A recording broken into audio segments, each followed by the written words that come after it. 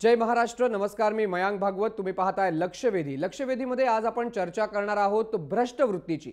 भ्रष्टवृत्ती अधिकाऱ्यांची, त्याचसोबत काही शैक्षणिक संस्थांच्या मालकांसोबत किंवा काही संस्था चालकांसोबत संगनमत करून घोटाळा करायचा. हा घोटाळा कशाचा? तर मुलांच्या हक्काचे पैसे लुबाडण्याचा. आणि ह्याच भ्रष्टवृत्तीवरती आपण चर्चा करणार आहोत, कारण आज सकाळपासून आम्ही शिष्यवृत्तीचा घोटाळा जय महाराष्ट्राच्या माध्यमातून लोकांसमोर ठेवला आहे. जवळपास 900 कोटींचा हा घोटाळा फक्त 7% ऑडिट नंतरच आहे. त्यामुळे अधिकाऱ्यांचे हात किती बरबटलेले आहेत, अधिकाऱ्यांचे हात किती खोलपर्यंत गेलेत आणि अधिकाऱ्यांची ही दरोडेखोर वृत्ती थांबणार का, हे प्रश्न आम्ही विचारतोय. मात्र कुठल्या मुद्द्यांवरून आपण या लक्षवेधीची सुरुवात करतोय ते मुद्दे आपण पाहूया. शिष्यवृत्ती घोटाळ्याचे गुन्हेगार कोण? वर्षानुवर्ष घोटाळा सुरू कसा राहतो? नुकसान झालेल्या शेकडो मुलांना भरपाई कशी देणार? सरकारी विभाग शिक्षण संस्थांचं साटलोटं आहे का? राज्य सरकार या घोटाळ्याची चौकशी करणार का?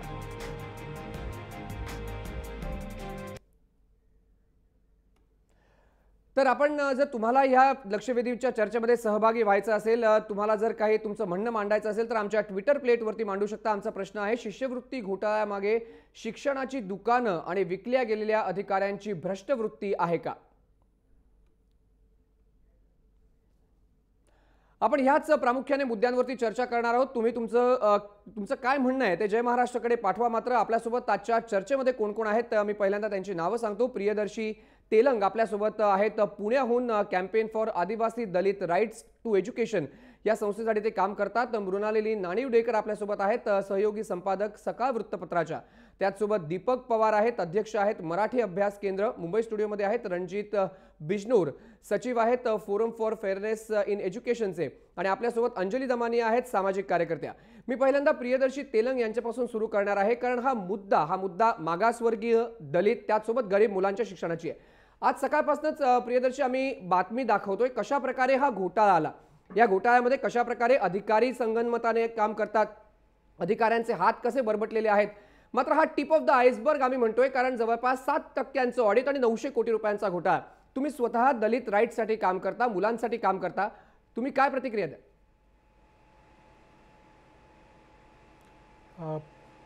नाही, अगदी बरोबर आहे सूर्य.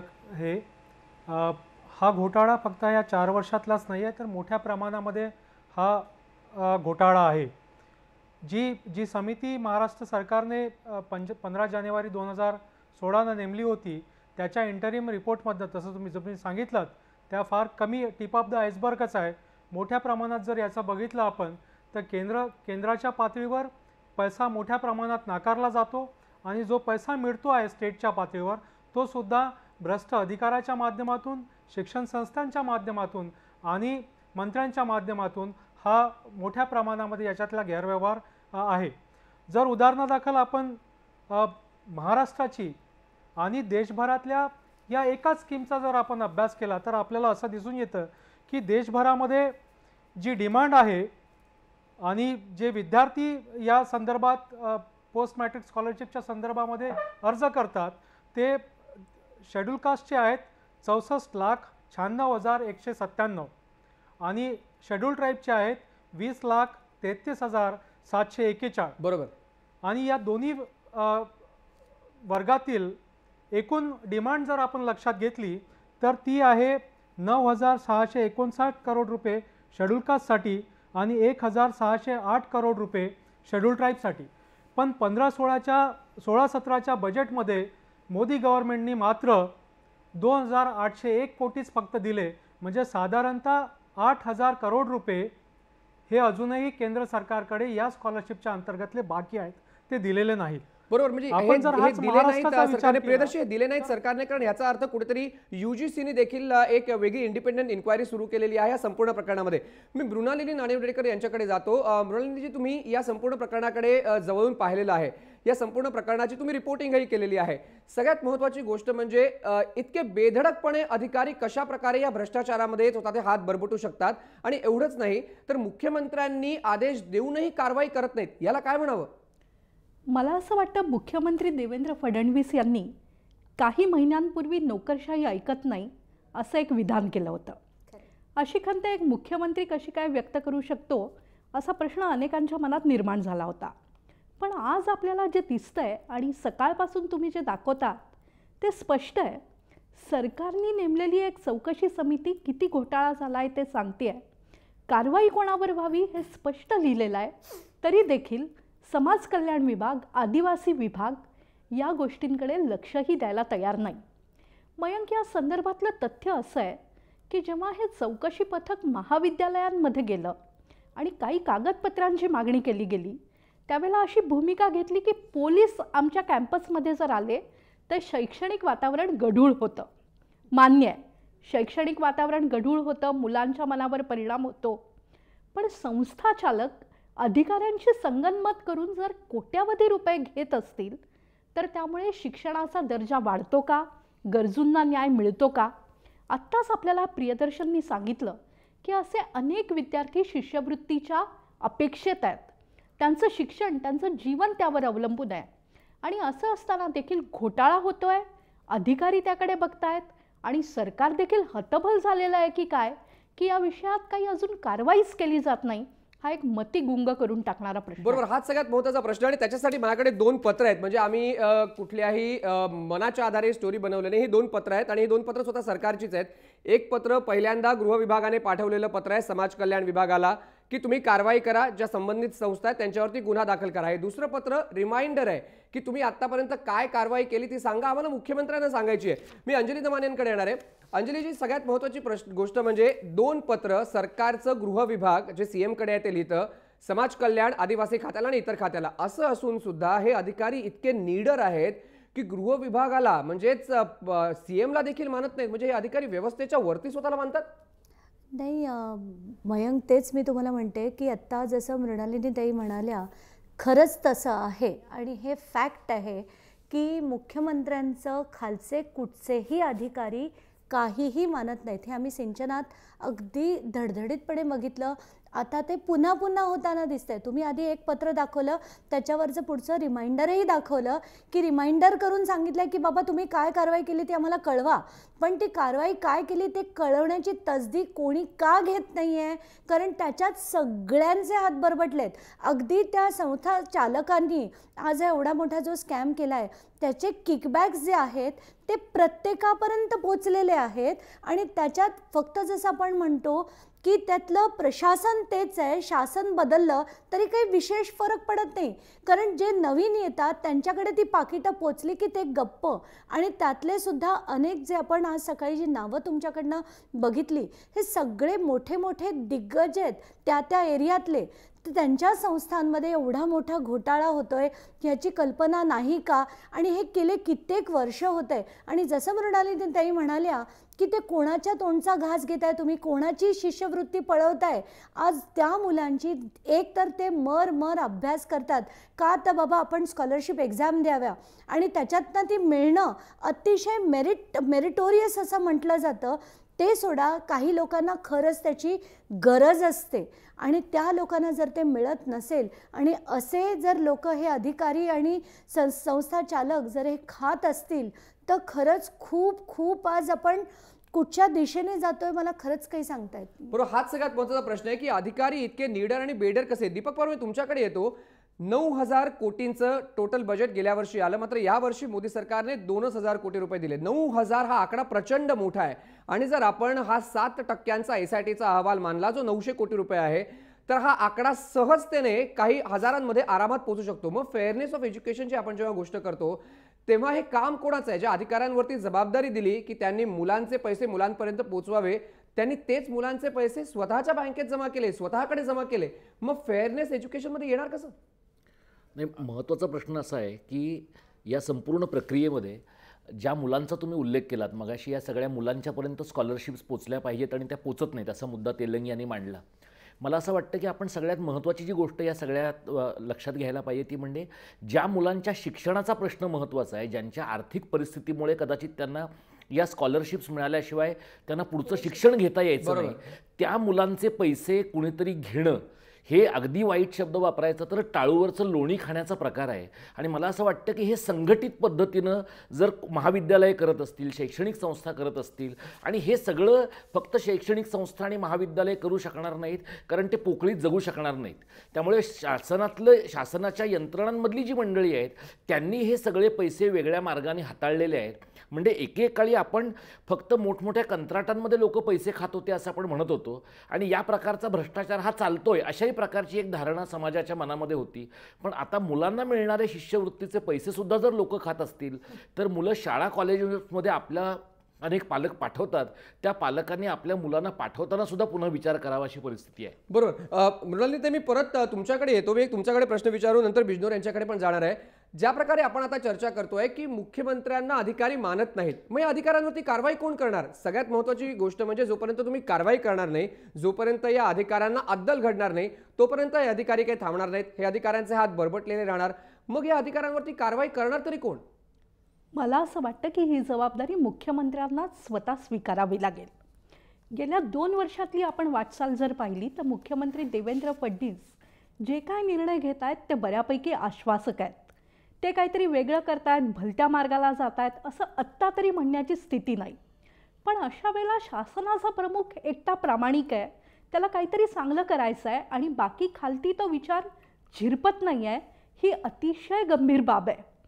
समाज कल्याण खातं असेल, आदिवासी विभाग असेल, ही दोन्हीही खाती नेहमीच बरबटलेली आणि ज्यांच्यासाठी ती काम करतात त्यांच्यापर्यंत कधीही लाभ पोचू देणारी खाती म्हणून ओळखली जात नाहीत. अशा वेळेला या दोन्ही खात्यांच्या सफाईची काही मोहीम हाती घेतली जाणार आहे का? या खात्याचे जे मंत्री आहेत, मध्ये आश्रमशाळांमधला एक गैरव्यवहार फार मोठ्या प्रमाणात बाहेर आला. मग या खात्याचे मंत्री, या खात्याचे सचिव या गोष्टींसाठी स्वतःला उत्तरदायी मानतायत की नाही? आश्रमशाळांमधली स्थिती वाईट, तिथे असलेल्या लहान मुलींचं आयुष्य धोक्यात, बरोबर, आणि शिष्यवृत्ती कोणीतरी खातंय, हा प्रकार महाराष्ट्रात सत्ता बदलली आहे हे चित्र दाखवणारा नाही. बरोबर. काही काळ जावा लागेल, पण सरकारनी गतीने पावलं उचलणं गरजेचं झालं. म्हणजे एक सगळ्यात महत्त्वाची गोष्ट मृणाली, ते तुम्ही अधोरेखित केलात, तो म्हणजे मानसिकता कशी बदलणार. जो मुख्यमंत्री आहे, जो हेड ऑफ द स्टेट आहे, त्याची मानसिकता भ्रष्टाचार मुळासकट महाराष्ट्रातून घालवण्याची आहे. मात्र ही वृत्ती अधिकाऱ्यांपर्यंत झिरपत नाही, कारण अधिकारी आता त्या मोडमध्ये आहेत की भ्रष्टाचार केला तरी आपल्याला काही होणार नाही, कोणी आपलं काही आपलं काही बिघडू शकत नाही. रणजितजी, मला तुमच्याकडे यायचं आहे. या सगळ्या प्रकरणामध्ये आपण पाहता आपल्याला असं वाटतं की सरकार जरी बदललं, जरी काँग्रेस सरकार गेलं ज्याच्यावरती भरपूर आरोप झाले, आता युती सरकार आलंय, सरकार प्रयत्न करतंय भ्रष्टाचार मुक्त करायचं, मात्र हे जर असे भ्रष्टाचार होत असतील, असे जर निडर अधिकारी असतील, तर खरंच भ्रष्टाचार कमी होईल आणि या मुलांना त्यांचा हक्क मिळू शकेल, न्याय मिळू शकेल? ॲक्च्युली आमची जी NGO आहे, forum for fairness in education, ही त्याच्यासाठीच कित्येक वर्षापासून झटते, गेल्या जवळजवळ 25 वर्षापासून. आणि आज आमच्याकडे असं उरलं आहे की अधिकारी काही करत नाहीत, कुठे काय होत नाही, म्हणजे आम्हाला हायकोर्टचा दरवाजा ठोठावायला लागतो सारखं. आणि असं झालं आहे की आता जर प्रत्येक गोष्टीसाठी हायकोर्टलाच पोचायचं तर मग अधिकारी करणार तरी काय? आता तुम्ही एक क्षुल्लक एक्झाम्पल घ्या आपल्या रेग्युलर मुंबई जिल्ह्याचं. आपल्या इकडे जे आहेत डेप्युटी डायरेक्टर ऑफ एज्युकेशन, ही एवढी इम्पॉर्टंट पोस्ट आहे प्रत्येक जिल्ह्याची. आता त्याचे जे आहेत डेप्युटी डायरेक्टर BB चव्हाण म्हणून, ते फक्त एक एज्युकेशन इन्स्पेक्टर आहेत, त्यांना ॲडिशनल चार्ज दिला आहे. आणि तेही बघा किती डिस्ट्रिक्ट्स आहेत, पालघर, ठाणे, रायगड, नाशिक आणि ह्याचे. म्हणून आज काय होतं आहे, आज कोणी गेलं कंप्लेंट करायला तर जे पेरेंट्स आहेत त्यांचं तर काय होत नाही. आमच्यासारखे NGOज जातात, आम्हालाही त्रास होतो, पत्र लिहा, रिमाइंडर्स लिहा, सारखे हे करा, साध्या RTIचं सुद्धा नीट उत्तर मिळत नाही. म्हणून आज असं झालं आहे आपल्या इकडच्या सगळ्या शाळा बघा, काही हे बघा, अगदी बिनधास्तपणे प्रत्येक गव्हर्नमेंटचा रूल आहे, ॲक्ट आहे, ते फ्लाउट करतात आणि त्याच्यामुळे काहीच त्याचं ॲक्शन होतं. म्हणजे मला कुठेतरी वाटतं की हे जे स्कॅम्स होतात, हे जे वारंवार काय ना तर काय घोटाळे होतात, तिकडे आपलं शासनच जबाबदार आहे. कारण शेवटी झालं स्कॅम पकडला तरी काय होतं, एक कमिटी नेमली जाते, कमिटी एन्क्वायरी करते, तोपर्यंत ठीक आहे, तो ऑफिसर सस्पेंड राहतो, परत ऑफिसर येतो आणि परत स्कॅम चालतो. आणि आज तुम्ही बघा कुठच्याही हे ज्या संस्था आहेत, एज्युकेशनल संस्था आहेत, कोणाच्या आहेत, तर पॉलिटिशियन नाही तर बिल्डर, आणि त्यांच्याबरोबर तो जो गव्हर्नमेंट ऑफिसर आहे त्याचं जे एकदा नेक्सस झालं की ते चालतच राहतं, त्यांना कोण विचारणार. बरोबर, हा नेक्ससचाच प्रश्न आहे की हे नेक्सस तोडायचं कसं. प्रियदर्शी, मी तुमच्याकडे येतो. वर्षानुवर्ष हा घोटाळा सुरूच कसा राहतो? सगळ्यात महत्त्वाची गोष्ट म्हणजे नेक्ससची गोष्ट येते, जिथे संस्था चालक ज्यांचे हात बरबटले तिकडे अधिकाऱ्यांचे हात बरबटले, तो कुठेतरी कट हा एका वेगळ्या व्यक्तीपर्यंतही पोहोचतो. मात्र हा घोटाळा वर्षानुवर्ष सुरू कसा राहतो याच्यावरती चेक्स अँड बॅलन्सेस का ठेवले जात नाही? मयंक, एक गोष्ट आपण लक्षात घेतली पाहिजे की या चौकशीच्या अंती सुरू होत असताना किंवा चौकशी मध्यवर्ती असताना शिक्षण संस्थांनी पैसे परत केलेत. हा मुद्दा फक्त पैसे परत करण्यापुरताचा मर्यादित नाही आहे. इथे विद्यार्थ्यांचं शैक्षणिक नुकसानसुद्धा झालं आहे. गडचिरोलीसारख्या ठिकाणी जिथे मुलांनी MBA कॉलेजेसमध्ये ॲडमिशन घेतली होती आणि असे कॉलेजेस रद्द करण्यात आले, त्यांची मान्यता रद्द केली. मग अशा 2-2 वर्ष जिथे विद्यार्थ्यांनी घालवले त्या विद्यार्थ्यांनी करायचं काय? तेव्हा या सगळ्या संस्था चालकावर फौजदारी कारवाईसुद्धा झाली पाहिजे.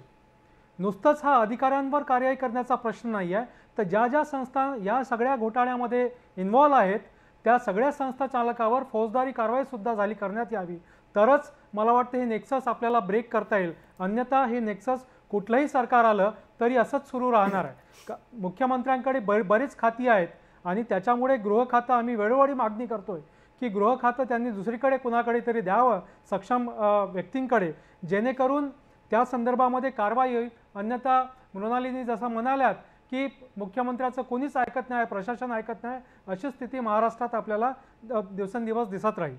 दुसरा एक मुद्दा या पोस्ट मॅट्रिक स्कॉलरशिपच्या संदर्भात मला मयंक मांडायचा आहे, तो म्हणजे पोस्ट मॅट्रिक स्कॉलरशिपच्या संदर्भातलं पोर्टल ऑनलाईन झालं 2011 पासनं, पण वास्तविक पाहता हे फक्त अप्लिकेशन सबमिशन आणि रिसिव्हिंग एवढ्याच पुरतं ऑनलाईन आहे.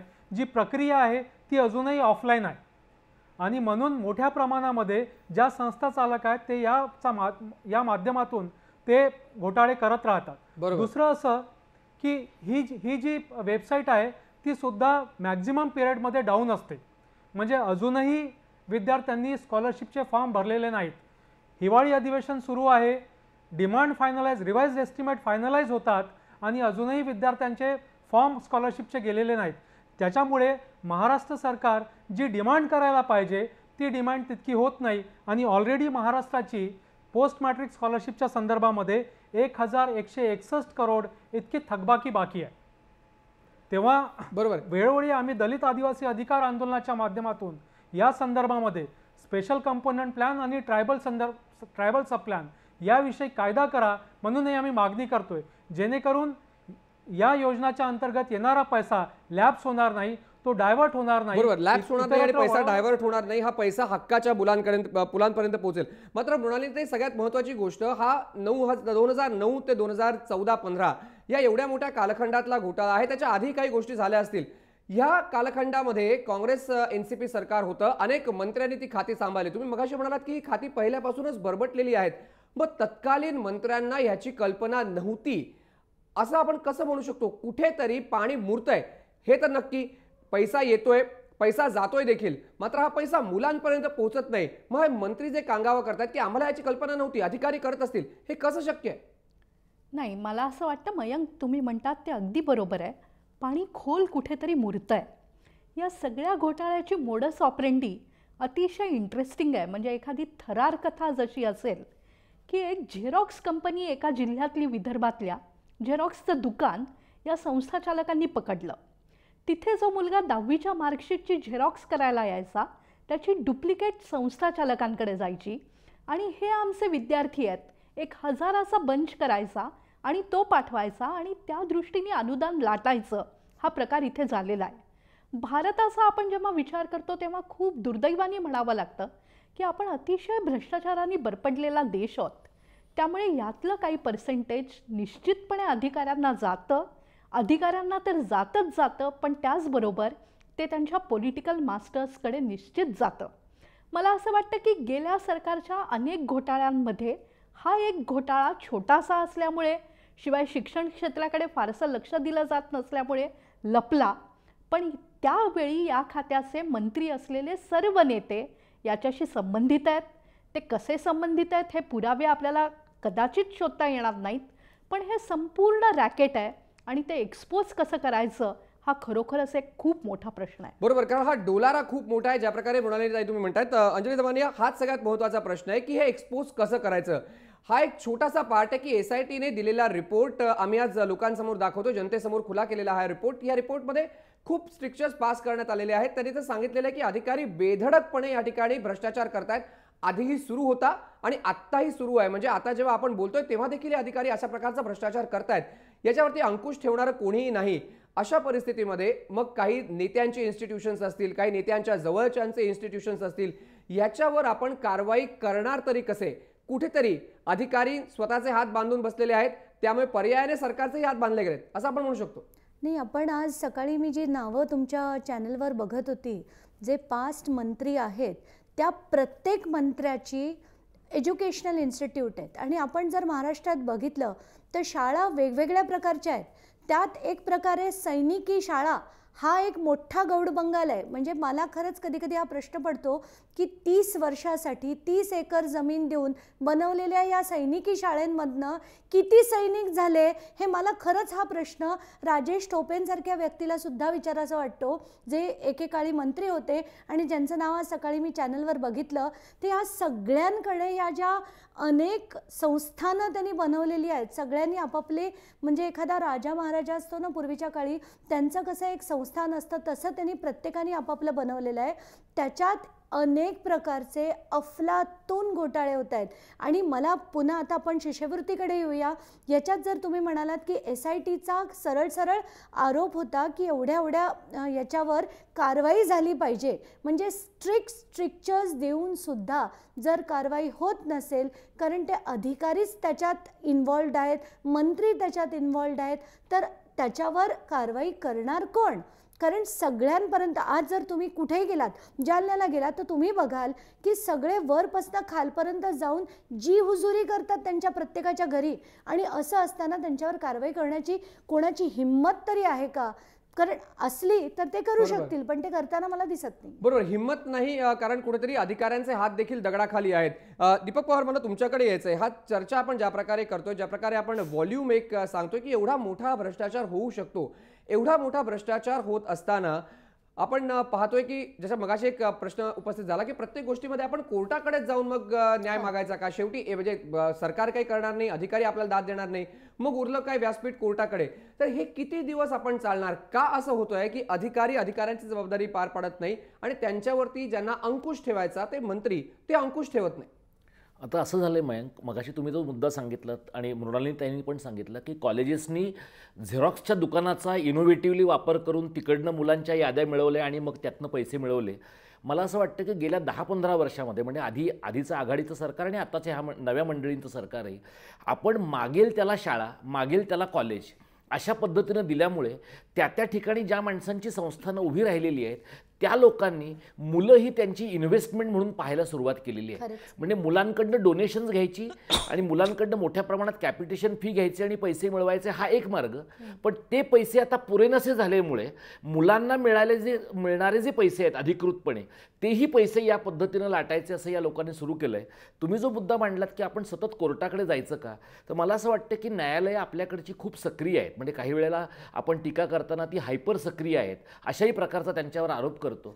पण राजकीय मंडळींनी त्यांचं काम केलं नाही, प्रशासकांनी त्यांचं काम केलं नाही, तर लोकांना मग न्यायालयांकडे जाण्याशिवाय मार्ग दिसत नाही. पण मला असं दिसतं की न्यायालयांकडे लोक जात आहेत ह्याची सुद्धा सरकारला आता सवय झालेली आहे. त्यामुळे सगळे प्रशासकीय अधिकारी, सगळे राजकारणी मंडळी न्यायालयांचे अहवाल स्वीकारतात, त्याच्यावर काहीतरी टेंटेटिव्ह अशा प्रकारचा ॲक्शन टेकन रिपोर्ट लोकांच्या समोर मांडतात. पण प्रत्यक्षात मात्र ती कृती इतकी भुसभुशीत असते की, आणि त्यांना हे लक्षात येतं की म्हणजे आता तुम्ही आज सकाळपासून ही बातमी चालवताय आणि उद्या आणि परवा महाराष्ट्र विधिमंडळाचं अधिवेशनाचे शेवटचे 2 दिवस आहेत. म्हणजे आपण इथे बसलेल्या मंडळींना आता आपल्याला असं वाटतंय की आपण काहीतरी महत्त्वाचं घडवतो आहोत. पण तुम्ही जर राजकीय मंडळींचा आणि भ्रष्ट संस्था चालकांच्या दृष्टीने विचार केला तर ते असं म्हणतील की 2च दिवस आहेत फक्त. रविवार नंतर आम्हाला कोणी काही विचारणार नाही. तर ते या पद्धतीनं असं पाहतात की ह्याची न्यूज व्हॅल्यू संपली, याची बाईट व्हॅल्यू संपली एक 48 तासांची, की मग सगळी परिस्थिती पूर्वपदावर येईल. बरोबर, म्हणजे कुठेतरी मॅनेज करून आपण घेऊ शकतो सहजतेने, एक अशी असं त्याला मानसिकता निश्चित झालेली आहे. वाटतंय. प्रियदर्शी, ह्याच मानसिकतेबद्दल आपण विचारूया. या मानसिकतेवरती एक आघात होणं गरजेचं आहे. जे एक बिंदास फिअरलेस सारखे ह्या इन्स्टिट्यूशन्स वागतायत त्यांच्यावरती आघात होणं गरजेचं आहे. मात्र आपण जर काही फुटेजेस पाहिले, आम्ही काही ठिकाणी गेलो, तर या इन्स्टिट्यूट बोगस आहेत. या इन्स्टिट्यूट फक्त नावावरती रजिस्टर झाल्या, पैसे घेतले आणि नावावरच बंद झाल्या. त्यांनी त्यांचं सगळा बोजा बिस्तर आहे तो गुंडाळून पसार झाल्या. मग अशा इन्स्टिट्यूटचं करायचं काय? अशा इन्स्टिट्यूटवरती तुम्हाला नाही वाटत की प्रत्येक गोष्टीवरती एक अभ्यास केला पाहिजे? कोणाला इन्स्टिट्यूट द्यायची, कोणाला नाही द्यायची, याच्यावरती कुठेतरी राजकीय दबावही तुम्हाला पाहायला मिळतोय? नाही, हा चर्चेचा मुद्दा आहे की कुणाला इन्स्टिट्यूट द्यायच्या नाही द्यायच्या, त्याच्याविषयीचा कायदा आहे. आणि ऑलरेडी संसदेमध्ये प्रायव्हेट युनिव्हर्सिटीच्या संदर्भामध्ये बिल सादर झालं आणि ते पारितसुद्धा झालेलं आहे. तेव्हा हा मुद्दा चर्चेला घेऊन त्याच्यात फारसं निष्पन्न होणार नाही. मी परत मांडलेल्या मुद्द्यावर येतोय की आदिवासी आणि दलितांसाठी ज्या ज्या काही योजना बनत आहेत त्या योजनाच्या संदर्भात बराचसा गैरव्यवहार आहे. आणि म्हणून आम्ही मागणी करतोय की या योजनेच्या संदर्भामध्ये कायदा करण्यात यावा, जसा आंध्र प्रदेश आणि कर्नाटकाने कायदा केला. कर्नाटकाने या कायद्यामध्ये आणखी एक क्लॉज टाकलं आहे, ज्याच्यात असं म्हटलं आहे की एखादा अधिकारी आपल्या या योजनाच्या अंमलबजावणीमध्ये कर्तव्यात कसूर करत असेल तर 6 महिने ते 1 वर्षाची शिक्षा या अधिकाऱ्यांना त्याच्यात उपाययोजना त्या कायद्यामध्ये करण्यात आली आहे. तर ती आम्ही मागणी या तुमच्या चॅनलच्या माध्यमातून मुख्यमंत्र्यांना आणि वित्तमंत्र्यांना करू इच्छितो की दलित आदिवासींच्या संदर्भातल्या ज्या योजना आहेत त्याविषयी कायदा येणाऱ्या बजेट सेशनमध्ये त्यांनी करावा, जेणेकरून मोठ्या प्रमाणात, म्हणजे आज जर आपण मागच्या 25 वर्षाचा अभ्यास केला तर दलितांचे प्रामुख्याने 54,000 करोड रुपये महाराष्ट्र सरकारने नाकारलेले आपल्याला दिसतात. मागच्या 4 वर्षाचा जर अभ्यास केला तर 9,000 करोडच्या वर महाराष्ट्र सरकारने नाकारलेले दिसतात. तेव्हा हा कायदा करून हे जे तुम्ही वारंवार सांगताय की भ्रष्टाचार अधिकारी आहेत या दोन्ही विभागामध्ये, आदिवासी विभागात आणि सामाजिक न्याय विभागामध्ये, तर ही जी योजना चालतात त्या या सगळ्या विद्यार्थ्यांच्या अधिकारांच्या योजना आहेत. पण हे मायबाप सरकार त्यांना त्या पद्धतीनं चालवते. तेव्हा या योजनेच्या कर्तव्यात जर कसूर केला तर त्यांना शिक्षा होण्याचा कठोर कायदा या योजनेच्या संदर्भात सरकारने जर कठोर कायदा केला तर हे होऊ शकतं. अंजली, तुम्हाला काहीतरी बोलायचं? नाही, मला फक्त एकच मांडायचं होतं की खरंच जर आपल्या देशाला घडवून मोठं करायचं असेल तर आपला सगळ्यात जास्त फोकस हा शिक्षणाकडे आला पाहिजे. आणि ह्या ज्या शाळा आहेत, जसं आपण आत्ताच्या घटकेला मला असं वाटतं जय महाराष्ट्राला फुल क्रेडिट देऊन हे म्हणायला पाहिजे की हा शिष्यवृत्ती घोटाळा जर खरंच आता जो बाहेर निघाला आहे त्याला जर आपल्याला त्याच्यातनं काही चांगलं घडणार असेल, त्या मुलांनापर्यंत ह्या शिष्यवृत्त्या पोचणार असतील तर ते पोचवणं गरजेचं आहे. आणि आत्ताच्या घटकेला जर खरंच देश बदलण्याची ही मोठी संधी आहे, ती महाराष्ट्राने गमवू नये. जसं आता ते दादा म्हणाले की कर्नाटकाच्या त्या यांनी तो जो क्लॉज पास केला आहे, तसं ह्या निमित्ताने त्यांना हे करणं शक्य आहे. तर ते खरंच करावं आणि देश बदलण्याच्या दिशेने तरी न्यावं. पण अंजली ताई, मी तुम्हाला एक गोष्ट सांगतो. SITचा रिपोर्ट मी स्वतः वाचलेला आहे आणि त्या SITच्या रिपोर्टमध्ये SITनेच 2 पानं जोडली आहेत. 2004ला जेव्हा शिष्यवृत्ती द्यायची मुलांना, त्या क्लॉजमध्येच सरकारी अधिकाऱ्यानेच लिहिलेलं आहे की जर एखादी संस्था अशा प्रकारची अनियमितता करत असेल तर त्या संस्थेने 15 दिवसात त्या अनियमितता करणाऱ्यांवरती कारवाई केली पाहिजे. हे स्वतः तेच म्हणतात. हा मी वाचलेला, त्यांचा GR वाचलाय, कारण मी पूर्ण ती SITची तो कॉपी रिपोर्ट पाहिलेला आहे. मृणाली, मला तुमचा हाच प्रश्न आहे की जर कायदा करण्याची आपण गोष्ट करतोय की कायदा कठोर झाला तर अधिकारी सुटणार नाहीत, अधिकाऱ्यांना जे आहे ते तुम्ही दंड करू शकता, मात्र हा कायदा आपल्याकडे आहे. आपणच सांगतोय 2004 मध्ये की जर एखादा अधिकारी असं करत असेल, जर त्या ठिकाणचा संस्थाचालक जबाबदार आहे, जर काही डिस्क्रिपन्सी झाली तर मुख्याध्यापक जबाबदार आहे, या सगळ्या गोष्टीची चौकशी करावी आणि 15 दिवसामध्ये शासन करावं. हे जर आपल्याकडे असेल तर मग आपण का करत नाही? याच्यामध्ये पॉलिटिकल विल नाही की याच्यामध्ये पॉलिटिकल म्हणजेच राजकीय, त्याचसोबत सरकार म्हणून अधिकारी हे दोघंही बरबटलेले आहेत म्हणून हे होत नाही? अगदी बरोबर आहे. हे साटलोटं जे आहे, काही पॉलिटिकल नेते आणि अधिकारी यांच्यामुळे हा कायदा आणि या कायद्यातल्या तरतुदी प्रत्यक्षात येऊ शकत नाही आहेत, हे खरं तर सगळं खूप खूप भयंकर आहे. म्हणजे शिष्यवृत्ती तुम्ही कोणाची तरी लाटतात, दुसऱ्या वेळेला तुम्ही एक फार मोठा निर्णय घेऊन महाराष्ट्रातल्या सगळ्या आंदोलक तरुणांना आणि विद्यार्थ्यांना शिक्षणाच्या मुख्य प्रवाहात यायची संधी देतात. देवेंद्र फडणवीसांनी जो EBC बद्दलचा निर्णय घेतलेला आहे त्याचं डेमोग्राफिक डिव्हिडंड असलेल्या या राज्यामध्ये प्रचंड प्रमाणात कौतुक होत आहे. पण एकीकडे शिक्षणाची संधी द्यायची आणि दुसरीकडे ती शिष्यवृत्ती त्यांच्या हातात पोचणारच नाही, किंबहुना त्यानिमित्ताने कोट्यावधींचा घोटाळा होईल हे बघत राहायचं, हा प्रचंड मोठा विरोधाभास आहे. या शासनाने आल्यानंतर काही बरे निर्णय घेतले आहेत. बायोमेट्रिक कंपल्सरी होणार आहे. जात पडताळणीच्या दाखल्यामधला भ्रष्टाचार दूर करण्यासाठी मोठ्या प्रमाणात पावलं उचलली जात आहेत. पण मयंक, आपण या बातम्याच लिहायच्या आणि प्रत्यक्षात मात्र वेगळंच घडतंय याच्या पुढच्या 15 दिवसांनी रिपोर्ट द्यायचे, हे किती दिवस चालणार हा खरा प्रश्न आहे. मला असं वाटतं की आज नागपुरात जे अधिवेशन सुरू आहे त्यानिमित्ताने विरोधी पक्षांनी हा प्रश्न हाताशी धरावा, सत्ताधारी पक्षांनी त्यांना आश्वासन द्यावं आणि इथले लाखो तरुण जे नवी स्वप्न घेऊन शिक्षणाच्या प्रवाहात सामील व्हायला उत्सुक आहेत त्यांना न्याय देण्याचा प्रयत्न करावा. वर्षानुवर्ष भ्रष्टाचार होतो आणि कारवाईच होत नाही, हे खरोखर भयावह आहे. हाच प्रश्न मी दीपक पवार यांना देखील विचारणार, त्यांची प्रतिक्रिया घेऊया. दीपकजी, ज्या प्रकारे आता म्हणाले त्या म्हणाल्या की विरोधक आणि सत्ताधारी यांनी मुलांच्या प्रश्नावरती एकत्र यावं. तुमचे पॉलिटिकल डिफरन्सेस असतील, तुम्ही आपापसात मुद्द्यांवरती भांडा, तुमच्या आयडिओलॉजीवरती भांडा, मात्र जेव्हा तुम्ही एक पिढी घडवता किंवा त्या पिढीसाठी म्हणून तुम्ही काय करता तेव्हा तुम्हाला काही स्वतःची जबाबदारी असते, तेव्हा तुम्हाला राजकारण बाजूला ठेवून एकत्र झालं पाहिजे. असं होताना मात्र दिसत नाही. विरोधक आणि सत्ताधारी मंडळींनी एकत्र यावं आणि विधिमंडळ असो किंवा संसद असो त्याचा वापर हा चर्चेसाठी आणि लोकांचे प्रश्न सोडवण्यासाठी करावा, ही देशभरातल्या लोकांची मागणी आहे. म्हणजे महाराष्ट्र हा काही त्याला अपवाद नाही आहे. आता मृणालिनी ताईने जो शिक्षणाचा मुद्दा मांडला, आपल्या राज्यामध्ये काय किंवा भारतातल्या इतर राज्यांमध्ये काय, शिक्षण आणि आरोग्य हे प्राधान्याचे विषयच नाही आहेत. म्हणजे ज्या प्रकारात आणि ज्या टक्केवारीमध्ये शिक्षणावर आपण खर्च केला पाहिजे, म्हणजे प्राथमिक शिक्षण असेल, उच्च शिक्षण असेल, मातृभाषेतलं शिक्षण असेल, या सगळ्यावरचा जो काही खर्च शासनाने करायला पाहिजे तो सरकार करत नाही. आणि तो खर्च सरकार करत नाही म्हणून सरकारला कोणी जावंही विचारत नाही. म्हणजे जेव्हा आघाडीचं सरकार होतं तेव्हा आता युतीत असलेली मंडळी जाब विचारत नव्हती. आता युतीचं सरकार आहे तर आघाडीची मंडळी जाब विचारत नाहीत.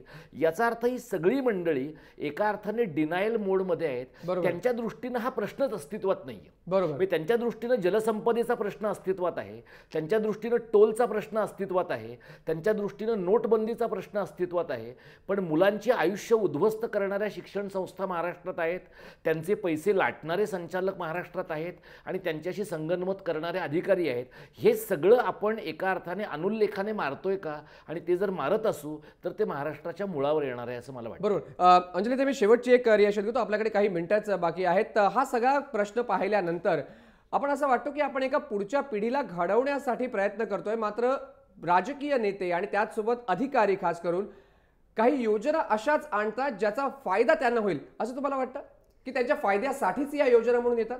नाही मयंक, तसंच कुठेतरी वाटायला लागले आणि निराशाही येते कधी कधी. असं वाटतं की आपण सगळेच जण हे कशासाठी झटतोय, तर कुठेतरी देश बदलावा, देश घडवावा म्हणून आपण आपले सगळे कामधाम सोडून याच्या मागे लागलो की खरंच काहीतरी प्रयत्न करू. पण हे जे होताना दिसतंय ते बघून निराशाही येते. आणि ह्या जे रोजचे निघणारे, दररोज मला वाटतं 2-3 नवीन प्रकारचे स्कॅम निघतात, बघून अतिशय शॉकिंग वाटतं. की असं वाटतं प्रत्येक, म्हणजे आज महामार्ग काढला तर दोन्ही बाजूनी लोक जमिनी घेतात, तर कोण घेतात? तर अधिकारी घेतात. म्हणजे शेतकऱ्यांकडनं पैसे लुबाडून त्यांची जमिनी घेऊन हे अधिकारी तिथे मोठा हायवे आणतात आणि त्या हायवेला मग कोट्यावधी रुपयांनी त्या जमिनी विकतात. म्हणजे हे आणण्याचं मागचं कुठचं कारण, जे आपण जसं तुम्ही म्हणालात की हे आणण्यामागे जे कारण आहे तेच मुळात संशयास्पद वाटायला लागतं कधी कधी, की हे विकासासाठी आणलं जातं कोणाच्या लोकांच्या की आपल्या स्वतःच्या, हेच कधी कधी कळत. स्वतःचा विकास म्हणून आणलं जातं का लोकांच्या विकासासाठी आणि मुलांसाठी आणलं जातं? धन्यवाद मी सगळ्या मान्यवरांना देतो, आपल्याकडे वेळ कमी आहे. मात्र लोकांच्या प्रतिक्रिया काय आलेल्या आहेत? आमचा प्रश्न होता भ्रष्टवृत्ती याला म्हणायची का? लोकांच्या प्रतिक्रिया पहा काय म्हणतात लोक. शिष्यवृत्तीच्या घोटाळ्यामध्ये शिक्षणाची दुकानं आणि विकल्या गेलेल्या अधिकाऱ्यांची भ्रष्टवृत्ती आहे का? लोकांचा कौल टीव्ही स्क्रीनवरती दाखवणार आहोत. जवळपास 98% लोक म्हणतात की हो, अधिकाऱ्यांची भ्रष्टवृत्ती आहे आणि या भ्रष्टवृत्तीमुळेच शिक्षणाची ही दुकानं थाटली जातात. सगळ्या मान्यवरांचे पुन्हा एकदा धन्यवाद. हाच प्रश्न या ठिकाणी उपस्थित करतोय. 65% भारत युवा आहे. युवा पिढीला आपल्याला घडवायचं आहे, त्या पिढीचं करिअर घडवायचं आहे. मात्र जर आपण त्यांच्यासाठी नाही, स्वतःसाठी जर काही करत असू, जर अधिकारी अशा प्रकारे वागणार असतील आणि अधिकारी जर स्वतःचे हात बरबटून मुलांना त्यांच्या हक्कांपासून डावलत असतील, तर त्या अधिकाऱ्यांवरती आता सरकारला काहीतरी योग्य आणि ठोस भूमिका घ्यावी लागेल. लक्षवेधीमध्ये वेळ झालेली आहे. इथेच थांबण्याची. तुम्ही पाहत रहा जय महाराष्ट्र.